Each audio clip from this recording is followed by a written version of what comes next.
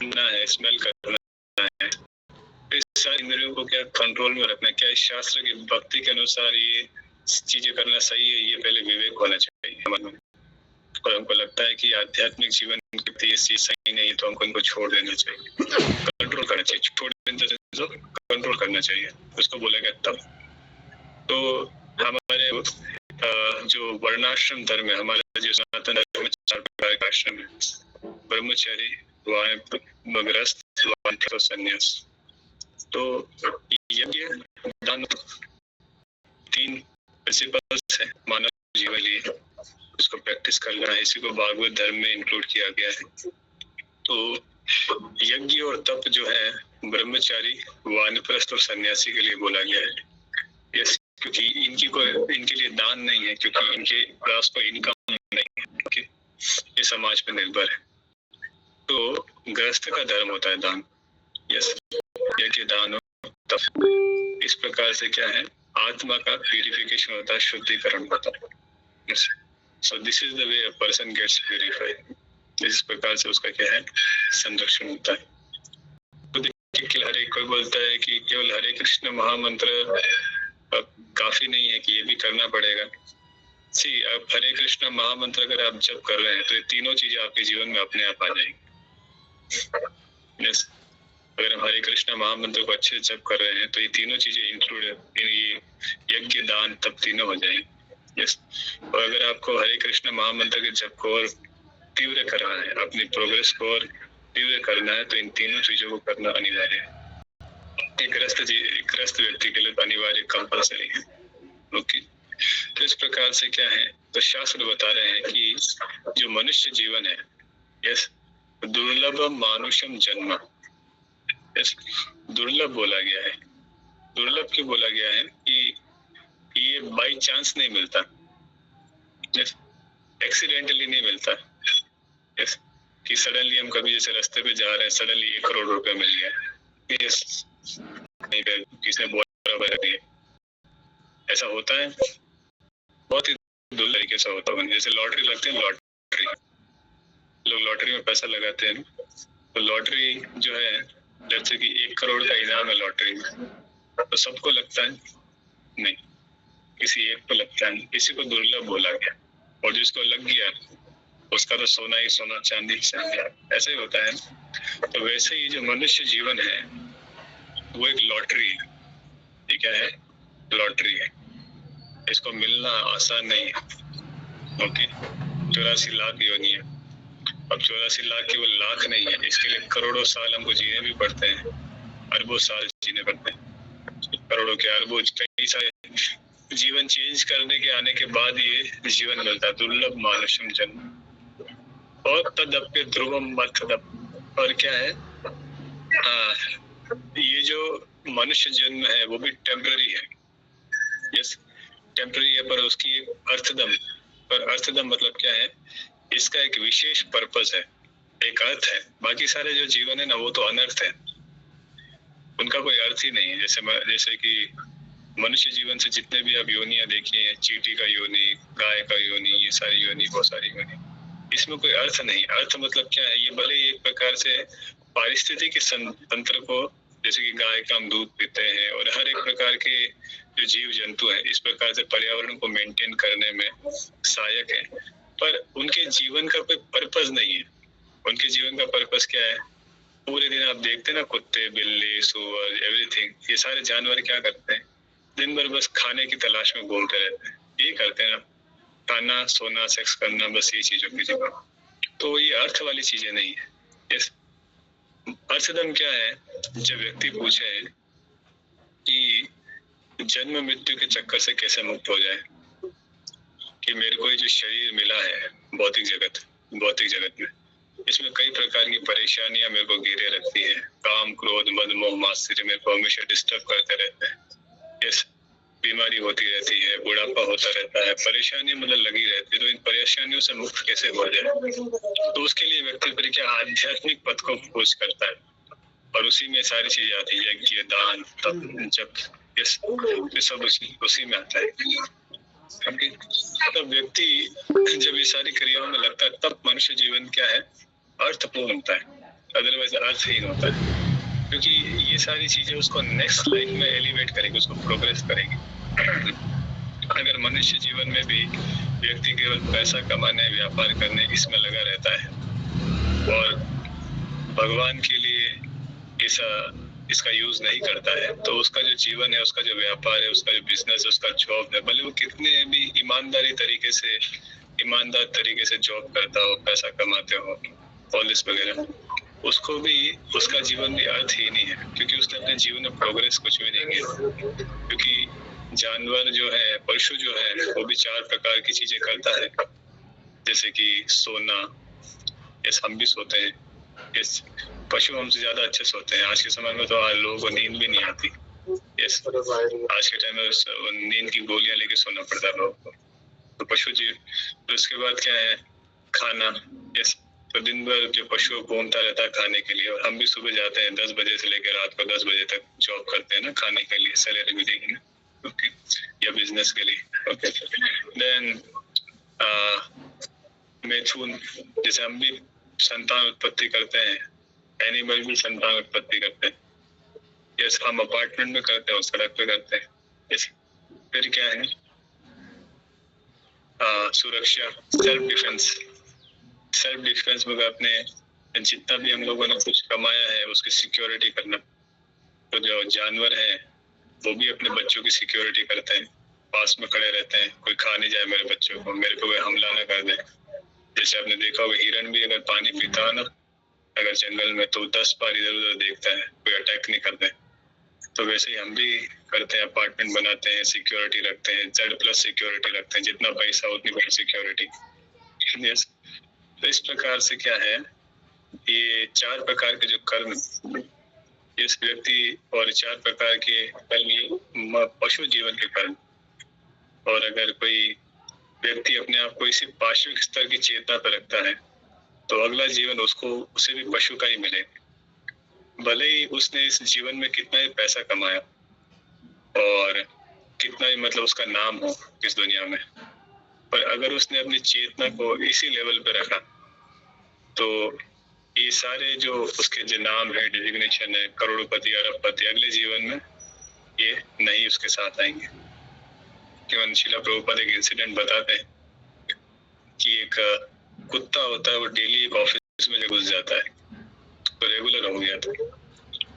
तो एक दिन क्या है कि उस कुत्ते को, वो डेली हो गया था, तो जो स्टाफ वाले सिक्योरिटी है उनको बोला डेली कुत्ता आ जाता, तुम क्या करते हो? सिक्योरिटी को बहुत डांटते हैं ऑफिस वाले। जो ओनर होता है, मालिक होता है, वो बहुत वो बोलता है सिक्योरिटी को, अगली बार कुत्ता आया तो तुमको इस जॉब से निकाल दूंगा। तो सिक्योरिटी जैसे कुत्ता आता है, उसको बोरे में लपेट के बोरे में पकड़ता है और लाठी से उस कुत्ते को ऐसा पीटता है, ऐसा मारता है, वो कुत्ता लंगड़ा हो जाता है। यस, ऑलमोस्ट अभी कभी उस ऑफिस के फिर उस ऑफिस के अंदर नहीं जाता, बस ऑफिस के बाहर ही बैठा रहता है हमेशा। प्रभुपा जी बताते हैं कि ये जो बंदा था, ये व्यक्ति जो था, ये बड़ी सी कंपनी, ये बड़ी कंपनी थी, बड़ा ऑफिस था, करोड़पति ऑफिस था, यस, बड़ी MNC थी। तो वो उसका मालिक था, उसी के बच्चे ने ऑर्डर दिया सिक्योरिटी को, इसको अगली बार आगे तुमको निकाल दूंगा, और उसी ने फिर क्या है, मार के उसकी हालत ऐसी कर दी।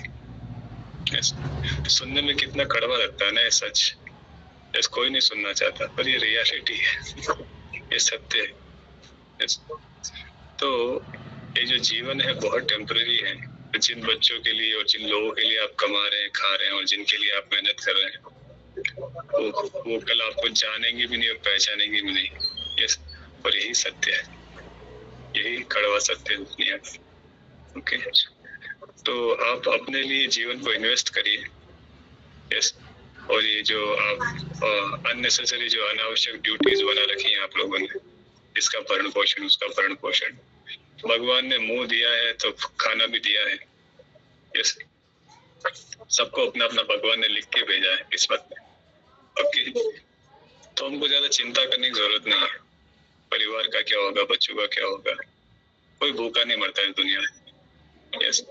हमारी जितनी ड्यूटी हमको कर लेनी चाहिए, आवश्यकता से अधिक ड्यूटी बनानी नहीं चाहिए। यस, नहीं मेरे बच्चे तो इसी स्कूल में पढ़ना चाहिए, ये सबसे बड़ी स्कूल है, सबसे बड़ी स्कूल है तो पैसा भी उतना ही लगता है, फिर मेहनत करो, अभी 7 घंटे करते फिर करो 9 घंटे मेहनत करो। यस, मेरे बच्चे को तो फौरन भेजना वो करवाना, ठीक है फिर करो मेहनत। आपका जीवन का क्या है, बच्चा तो लग जाएगा, फिर आपका क्या होगा? और he will not remember you, तो आपको पूछेगा भी नहीं। और ये तो कलयुग चल रहा है। पहले तो एटलीस्ट क्या होता था कि अगर पितरों ने कुछ पाप कर्म किए भी होते थे तो हमारे शास्त्र में श्राद्ध सेरेमनी का वर्णन किया गया है ना। जैसे पितरों ने अगर कोई पाप भी किए हैं, पितरों को कोई इसी प्रकार कष्ट भी है, तो इस प्रकार के क्या है जो संतान है वो बहुत ही रिस्पॉन्सिबिलिटी लेती थी, और यहाँ उनके लिए श्राद्ध सेरेमनी करते जिससे क्या है कि जो पूर्वज है उनको नरक की योनियों में ना जाना पड़े, कोई निचला शरीर ना मिले, और क्या है उनकी आत्मा शुद्ध हो और एटलीस्ट स्वर्ग में वास करें जहाँ पे अच्छी से लग्जरी लाइफ होती। पर कलयुग में जो संतानें हैं वो तो सारी वैसी हो गई। और मैं आपसे ही पूछता हूँ, आप में से कितने लोग श्राद्ध और तर्पण करते हैं? आई डोंट थिंक सो, 10% लोग होंगे। यस, तो क्या है कि आपकी मृत्यु के बाद भी आपके साथ कुछ नहीं होने वाला। इवन तो ऐसा हो गया है, जीते जी मरने के बाद भी मतलब क्या है कि कोई अंतिम संस्कार करने नहीं आने वाला है। So this is the truth of this life, सत्य। तो बड़े दुर्लभ शरीर मिला है मनुष्य जीवन, don't waste it. Yes, make your life little simple, सादा जीवन उच्च विचार, अपने लाइफ को सिंपल रखें, अपनी आवश्यकताओं को सिंपल रखें। यस, और ज्यादा जो एक्चुअल जो लग्जरी आपको मिली है मनुष्य जीवन में वो है आध्यात्मिक लग्जरी, जहाँ पे आप ये तीनों चीजें कर सकते हैं, यज्ञ दान और तप। यस, तो ये आध्यात्मिक लग्जरी जो है इसका फायदा उठाएं। ये भौतिक लग्जरी आपके किसी काम नहीं आएगी। ऐसा आपको कोई बीमारी हो जाएगी, लग्जरी कुछ नहीं कर पाएगी। आपको कोई इमोशनल प्रॉब्लम हो जाएगी, लग्जरी कुछ नहीं कर पाएगी। यस, ये आपका आध्यात्म, यस आपकी आत्मदर्शन ही आपके काम आएगा और कुछ काम नहीं आएगा। Okay, that is the importance of human life. तो हमको इस स्पिरिचुअल लाइफ में प्रोग्रेस करना, मटेरियल लाइफ में नहीं।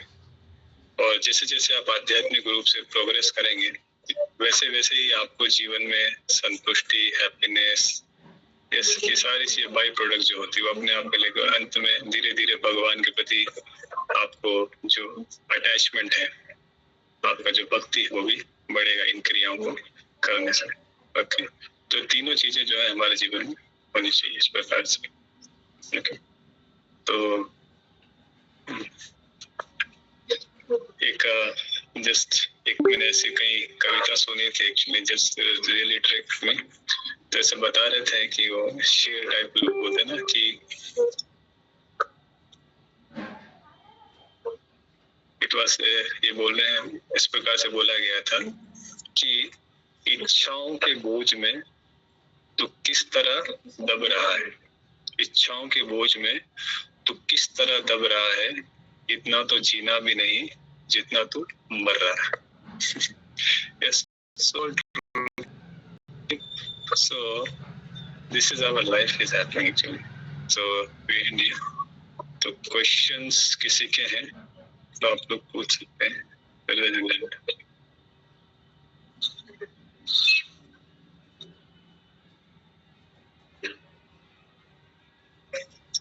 माइक ऑन है, आप लोग क्वेश्चन किसी को पूछना है तो जल्दी से पूछ सकते। हरे कृष्ण प्रभु जी। बोलिए। प्रभु जी, जैसे मतलब औरों को भी इससे जुड़ना हो तो उसके लिए क्या करना, कैसे मैं इनको मतलब बताऊंगी? लिंक व्हाट्सएप ग्रुप का लिंक शेयर कर दीजिए, माता जी जुड़ जाएंगे। अच्छा, मतलब एक लिंक शेयर कर दूंगी तो उनको हो जाएगा फिर? बस लिंक क्लिक करेंगे जुड़ जाएंगे, इजी है। ठीक है, तो बोलिए इस लिंक को क्लिक करके ग्रुप ज्वाइन कर लीजिए। जी प्रभु जी, धन्यवाद। हरे कृष्ण प्रभु जी। जी। प्रभु जी, जैसे कि आपने बोला कि श्राद्ध तर्पण वगैरह करते हैं कि ये यात्रा से बचने के लिए, तो फिर बोलते हैं ना कि मरने के बाद आत्मा को दूसरे जन्म लेना पड़ता है। फिर इतने साल तक श्राद्ध देने से क्या उनको कैसे मुक्ति मिलती है? वो तो दूसरे जन्म ले चुके होंगे ना? नहीं माता जी, श्राद्ध सेरेमनी में क्या होता है कि जितने भी हमारे पूर्वज होते हैं उन सब के लिए कंबाइंडली हम करते हैं, किसी स्पेसिफिक पर्सन के लिए नहीं करते हैं। यस, तो ऐसी कोई दिवंगत आत्मा है जिनको इस प्रकार की नरक यातनाएं झेलनी पड़ती हैं, या कोई भी हो सकते हैं, या तो हमारे क्लोज रिलेटिव या उनके ऊपर के रिलेटिव अगर हम लोग करते हैं तो उनको कंबाइंडली ये जाता है।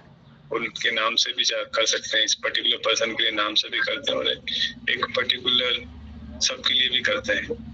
तो अगर कोई भी हमारे जो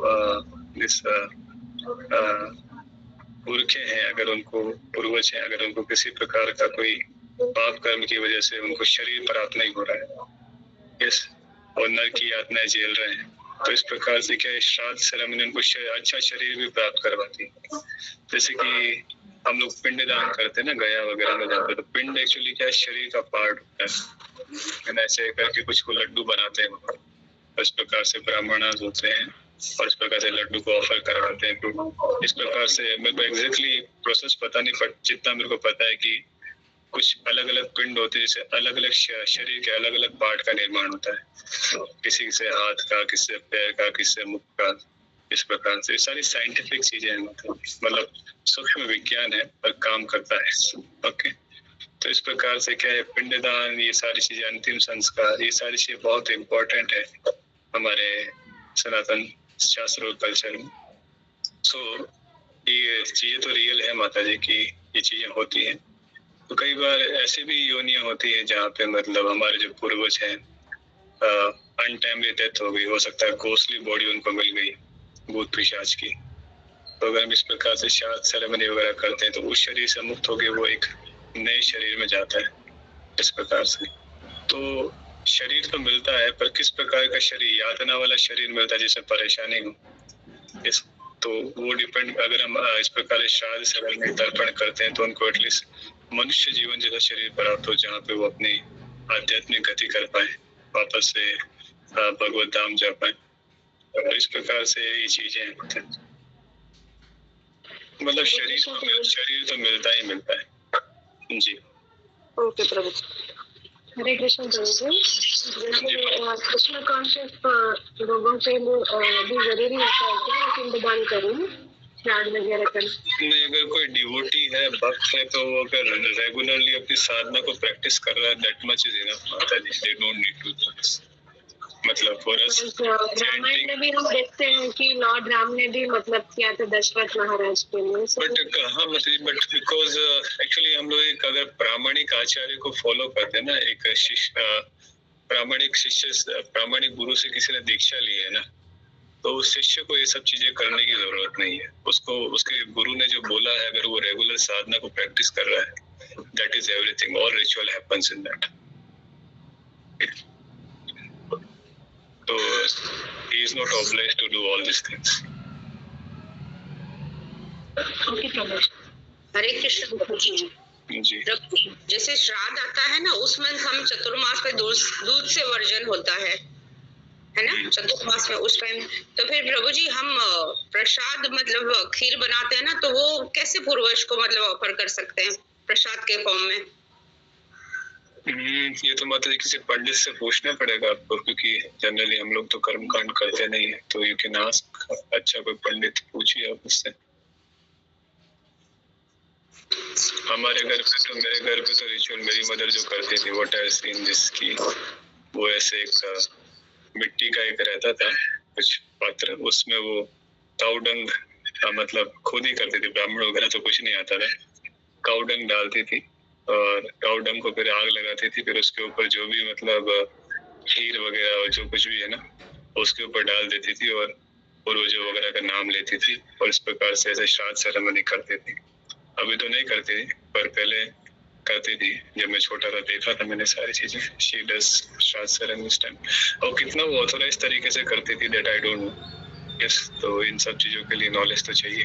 यूजुअली हाँ प्रभु जी, हम घर में तो मतलब उस वर्जन होता है ना दूध से, तो हम दूध के आइटम तो कोई बनाते नहीं ना, तो हम उनके लिए खीर बनाना है हमें।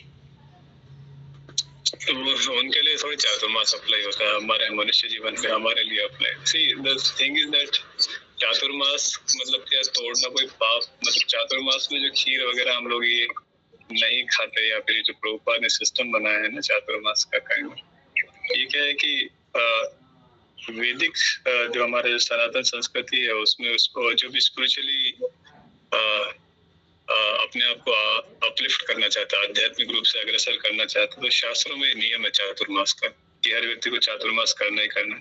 तो चातुर्मास के जो नियम है बहुत ही कठिन होते हैं। अगर वैदिक चातुर्मास की बात की जाए, लेट्स से कि चातुर्मास में दाढ़ी वाड़ी नहीं करनी है, यस, फिर एकदम लाइट वैसा खाना खाना है, मतलब बहुत ही, और फास्टिंग करनी है चातुर्मास में, पूरा खिचड़ी वगैरह बना के खाओ बस दिन में एक बार, यस।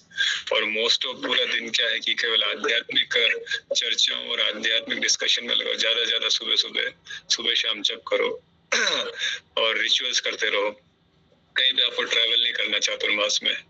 इस प्रकार से क्या है कई सारे आप रूल्स एंड रेगुलेशन है चातुर्मास के। इवन लाइक भक्ति सिद्धांत सरस्वती महाराज, प्रभुपाद के गुरु, चातुर्मास में रिचुअल को एग्जैक्टली याद नहीं है, बट नाम क्या वो का ये याद नहीं है, पर उन्होंने चातुर्मास किया। उसमें वो क्या करते थे कि वो जो भी उनको भिक्षा में मिलता था तो वो उसको जमीन पे डालते थे, और मतलब पात्र पर नहीं, और फिर ऐसे क्या है कि ऐसा मुंह से ही, हथेली से नहीं, मुंह से ही ऐसे खाते थे, जमीन से ही चाट के, इस प्रकार से ऐसे गाय की तरह। इस टाइप की तपस्या उन्होंने ली थी चातुर्मास में, भक्ति सिद्धांत सरस्वती महाराज ने, और ये for 4 months he did this. Okay, तो नाउ तो इस प्रकार से क्या किसी प्रकार की क्या तपस्या लेते हैं शास्त्र में। तो प्रभुपाद जी को पता है कि हमारे जो जितने भी शिष्य हैं वो इस प्रकार के कलयुग में इनका तो कोई स्टैंडर्ड है नहीं तपस्या करने का, इस प्रकार की तपस्या ले। यस, हम तो हमारे लिए चातुर्मास क्या नॉर्मल, अगर जो स्त्री धर्म जो है वो भी मतलब उसमें भी बहुत दिक्कत हो जाती है न्यूक्लियर फैमिलीज में, प्रसाद कैसे ऑफर करें, आरती कैसे हम लोग फॉलो करें, इस महीने में एक बार। तो ऐसे समय में क्या होगा ऐसे लोगों के लिए। यस, तो प्रभुपाद किए चातुर्मास, बट चातुर्मास के जो नियम है उनको काफी इजी करके दिया, at least principle should be followed. So he just give this 4 things, जैसे कि एक मंथ में कर्ड नहीं है, एक मंथ में दाल नहीं है, एक मंथ में हरी सब्जी नहीं है, एक मंथ में दूध नहीं है। यस, तो ये तपस्या हमको चातुर्मास का फल देती थी। ओके, तो इस प्रकार तो ये चातुर्मास करना एटलीस्ट फॉर जो दीक्षित शिष्य है उसके लिए तो कंपलसरी, कोई गुरु का आदेश है। और anyone who in the instruction of Srila Prabhupada अगर उस चातुर्मास को करता है तो उसको भी ये सारी तपस्याओं का फल मिलता है। जो वैदिक सनातन संस्कृति में लोग करते थे जो कि बहुत टफ थी, पर क्योंकि कलयुग में ये जो प्रामाणिक आचार्य ने हमको तपस्या दी है तो वो सेम फल हमको भी मिलेगा, because we are doing under the order of Srila Prabhupada. तो समय काल परिस्थिति के अनुसार जो आचार्य हैं वो मतलब क्या है कि प्रिंसिपल्स को नहीं हटाते, पर उनमें क्या है उनको प्रैक्टिस करने की जो डिग्री है उसमें क्या है कम या ज्यादा कर सकते हैं। लाइक प्रभुपाद जी के जो गुरु महाराज भक्ति सिद्धांत सरस्वती महाराज, वो बताते थे 64 माला करना है। इवन उनका तो स्टेटमेंट ऐसा है भक्ति सिद्धांत महाराज का कि जो 64 माला नहीं कर रहा वो तो इंसान ही नहीं है। तो अभी यहाँ पे उस कैटेगरी में अगर देखा जाए तो फिर तो हम लोग तो क्या ही है। तो फिर प्रभुपाद जी ने भी शुरू में इंट्रोड्यूस किया था कि एवरीडे शुड चैंट 64 राउंड्स, पर ग्रेजुअली प्रभुपाद को पता तो नहीं कर पाएंगे। देन प्रभुपाद से मिनिमम 16 राउंड, इससे एक नीचे नहीं है ना। तो कई बार लोग पूछते हैं कि 16 मालाएं क्यों? 16 माला मिनिमम है, मैक्सिमम तो करनी ही करनी है। जैसे आज एकादशी है, yes, so we have to chant more. ये एकादशी का दिन तो भक्ति का फेस्टिवल है, इस दिन तो ज्यादा मतलब माला और ज्यादा करनी चाहिए। कोई अगर 16 करा तो 32 करो, 32 करो 64 करिए।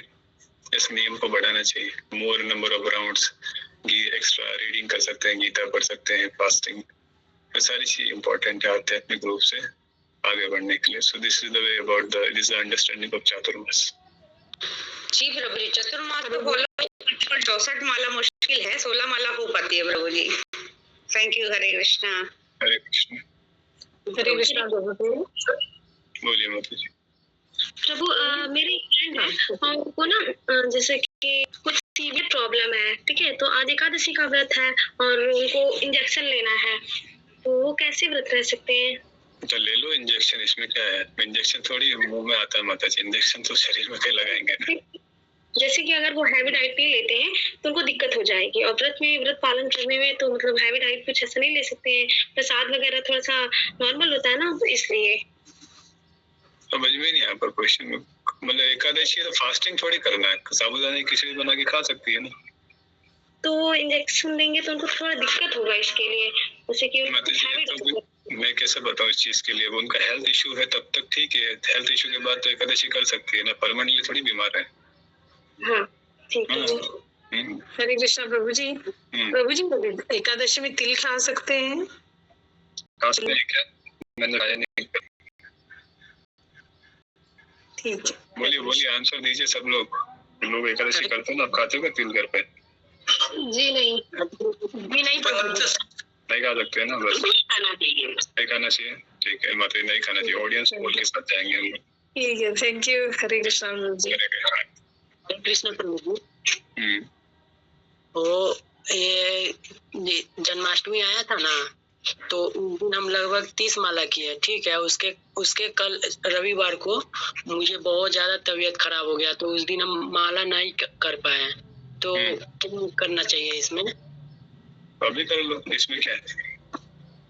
मैंने हो जाएगा। इसीलिए आपातकाल स्थिति होती है ना जीवन में। जैसे जन्माष्टमी के दिन आपकी 30 माला हुई, मेरे तो एक भी माला नहीं हुई। और उसके अगले दिन भी कुछ नहीं हुआ, तो कल मैंने बैठ के करी 3 दिन की माला, 16, 32, 48 माला करके करी कल मैंने बैठ के। नहीं हुई थी 2 दिन, क्योंकि हम लोगों का क्या है कि पूरा मंदिर में इतने सारे भक्त आते हैं, मैनेजमेंट होता है वगैरह, समय नहीं मिलता माला करने का, तो 2 दिन नहीं हुआ। फिर ऐसा नहीं कि माला छोड़ दिया, अच्छा माला छोड़ दी, मतलब छोड़ दिया, चलो अभी अगले दिन ना, कल बैठ के कल ही कंप्लीट। एक ना एक माला रोज। हरे कृष्ण प्रभु जी, प्रणाम जी। प्रभु जी, इस बार जन्माष्टमी में मंदिर में कितना दर्शनार्थी हुए होंगे? कुछ आइडिया? उससे आपकी इससे क्लास से रिलेटेड क्या क्वेश्चन है इसमें? जी नहीं प्रभु जी, ऐसे कुछ नहीं थी मैं। 1.5 लाख लोग आए थे। बहुत अच्छा, क्योंकि सारा दिन लगे थे इसलिए। कृष्ण प्रभु जी। हरे कृष्ण। 20-25 दिन तक क्लास अटेंड नहीं कर पाई, क्योंकि मेरी माँ की तबीयत खराब थी, वो चली भी गई। तो जब नहीं कर पा रही थी तो मुझे बहुत गिल्टी फील हो रहा था, तो मैं पापा मम्मी का सेवा करना चाहिए या क्लास अटेंड करना चाहिए? देखिए अल्टीमेटली ये समय तो इन्हीं चीजों के लिए तो है ना माता जी। हम लोग आपको मतलब कोई म्यूजिक तो सुनने आ नहीं रही, यहाँ पे भगवत कथा करने आ रही हो ना, भगवत कथा सुनने के लिए। तो इन समय में यही चीजें तो करते हैं हम लोग। क्या करते हैं, घर में भी 12 दिन जब होते हैं तो बाहर से कथाकार आते हैं, भागवत कथा करते हैं, कीर्तन करते हैं। तो जीवन नश्वर है, वास्तविक जीवन क्या है, तो आध्यात्मिक भगवत कथा तो चल रही। यही तो चीजें हैं जो प्यूरिफाई कर रही है, जो हमारे श्लोक। जब सेवा कर रही थी, मेरी माँ पूरा बेड रेस्ट, क्लासेस चली जा रही थी, उस टाइम में मैं अटेंड नहीं कर पा रही थी, तो मुझे काफी गिल्टी फील हो रहा था। वापस रिपीट क्यों कर रही है माता जी? मैंने आपको आंसर दिया ना कि कोई दिक्कत नहीं है, अभी गिल्टी फील क्या करना है इसमें। से अगर आपको गिल्ट फील हो रहा है तो अटेंड कर लेती है, वैसे सिंपल इज दैट। सही है ना माता जी? और अगर अभी ज्यादा अभी कोई दिक्कत नहीं, अभी तो हो गया ना जो भी है, अभी वापस अटेंड कर लीजिए। जीवन में देखिए वन थिंग क्या है कि उतार चढ़ाव आते हैं जीवन में, is not an big thing. Yes, और हम लोगों का कभी ऊपर, और ये कोई बड़ी चीज नहीं है, हर व्यक्ति के जीवन में होता है। तो धीरे धीरे भक्ति में आगे बढ़ते तो स्टेबिलिटी आ जाती है। तो इतना हमको गिल्ट फील करना और इतना डाउन फील करने का इतना जरूरत नहीं होता है। यस प्रभु जी। हरे कृष्णा। बोलिए।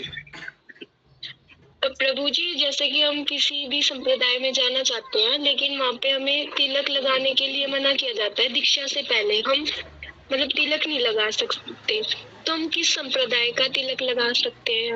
हमारे संप्रदाय में तो लगा सकते हैं आप, गौड़ीय वैष्णव जो मैंने लगा रखा है, लगा के जाइए, कोई दिक्कत नहीं। मान लीजिए कि मैं तिलक लगा रही हूँ लेकिन मैं दूसरे संप्रदाय में होना चाहती हूँ, तो कोई अपराध तो नहीं बन जाएगा? तो उसी संप्रदाय का लगाइए ना माता जी, अपराध तो क्या होगा? तिलक किसका लगा रही हो, जाओ उधर रही हो। ये तो आप ऐसे बात करिए कि स्कूल ड्रेस किसी और स्कूल की पहन रही हो, जाओ स्कूल में रही हो। नहीं, सो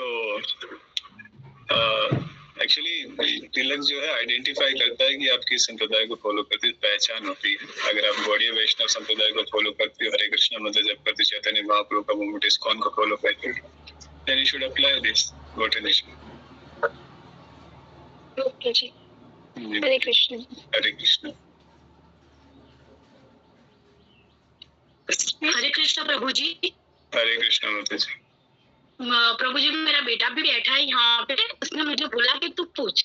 अब प्रभु जी, मैं हरे कृष्ण की माला भी जपा करती हूँ, मैं जहाँ भी जाती हूँ मेरे साथ लेके जाती हूँ।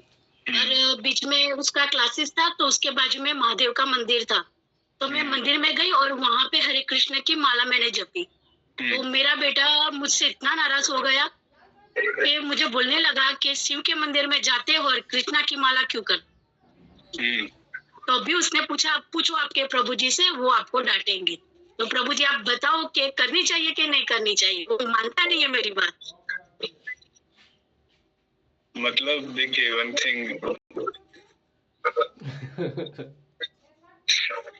तो क्योंकि बाहर बैठ के टाइम पास करना ऐसे रोड पे तो मुझे ठीक नहीं लगा, तो मंदिर में जाकर बैठकर माला कर दी मैंने।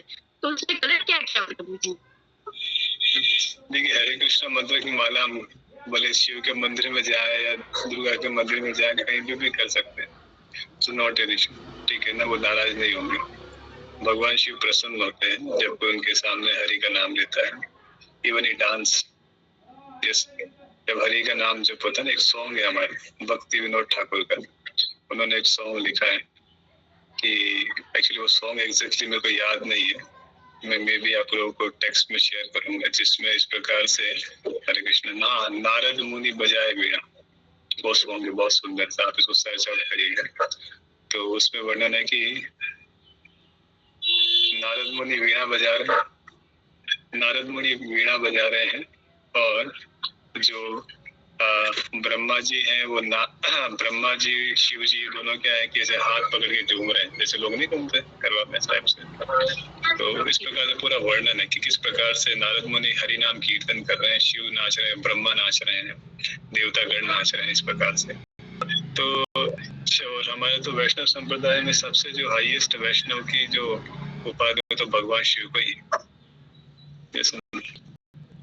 और अगर आप 12 ज्योतिर्लिंग में सबसे जो बड़ा ज्योतिर्लिंग है भुवनेश्वर, यस, वहाँ पे तो भगवान विष्णु का प्रसाद ही शिव जी को ऑफर होता है वहाँ पे। तो इस तो ऐसे किस ऑफर हो गए, इस तो ऐसा नहीं है ना, हाईएस्ट वैष्णव, सो ही फील प्लेजर। कोई आया मेरे साथ, इतने सारे लोग खाली मेरे से मांगने आते हैं, एक व्यक्ति है जो मेरे को प्रसन्न करने आया। एक्चुअली आपने भगवान शिव को रिकॉग्नाइज कर लिया और भगवान शिव ने अच्छा ये डिवोटी है, ठीक है। So we end here, thank you so much, Hare Krishna. Hare Krishna.